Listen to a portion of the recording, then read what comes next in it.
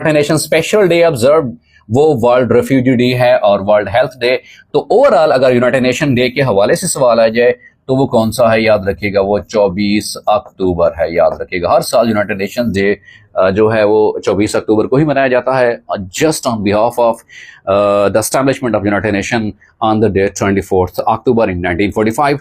सो इस बिहाफ पे 24 अक्टूबर को यूनाइटेड नेशन डे ही सेलिब्रेट किया जाता है। Tiananmen Square is in which country, वो किस कंट्री में है, वो बीजिंग चाइना में है। याद रखिएगा विच फ्लो इन अफेक्ट्स बर्ड्स, तो परिंदों के अंदर जो अफेक्टिव हुआ था वो कौन सा था, वो एवियन इन्फ्लुएंजा वायरस था जिन्होंने बर्ड्स को जो है अफेक्ट किया था।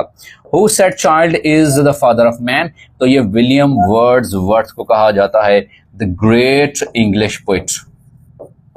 ये ग्रेट इंग्लिश पोइट हैं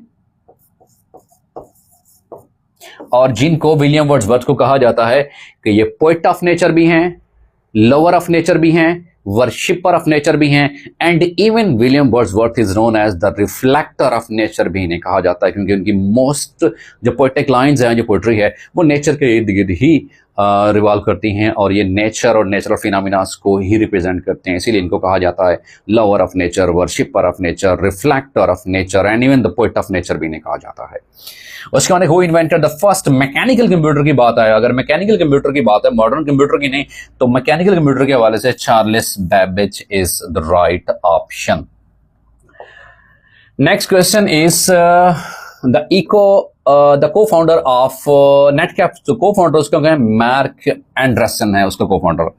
सरागा खान बरियड इन विच सिटी, सरागा खान मिस्र में, इजिप्ट में, एस्वान में मदफन है, दफन है।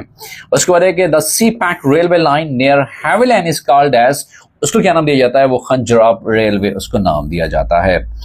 Lahore resolution change states into state by amendment in which year, कौन से साल में अमेंडमेंट की गई, एक्चुअली वो 1946 में अमेंडमेंट की गई थी। बेसिकली जब लाहौर रेजोल्यूशन पास होती है 1940 में, तो फिर कुछ जो एंटी मुस्लिम हैं उनकी तरफ से तस्दीक आमेज एक खिताब दिया जाता है कि it is not a Lahore resolution, it's a Pakistan resolution.